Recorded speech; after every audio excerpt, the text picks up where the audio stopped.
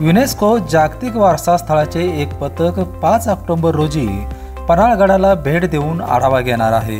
या भेटीनंतर पन्हाळगडास नामांकन प्राप्त होणार आहे। या पार्श्वभूमीवर जिल्हाधिकारी अमोल येडगे यांनी आज पन्हाळगडाला भेट देऊन परिसराची पाहणी केली।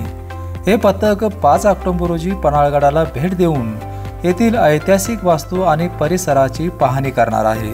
या भेटीनंतर पन्हाळगडाला जागतिक दर्जाचे नामांकन प्राप्त होणार आहे। या अनुषंगाने आज जिल्हाधिकारी अमोल येडगे यांनी पन्हाळगडाला भेट देऊन आढावा घेतला। 4 दरवाजा या मुख्य प्रवेशद्वाराला आणि येथील तलावाला नैसर्गिक रूप कसे देता येईल या अनुषंगाने अधिकाऱ्यांशी चर्चा केली। गडावरील नागरिकांशीही संवाद साधला।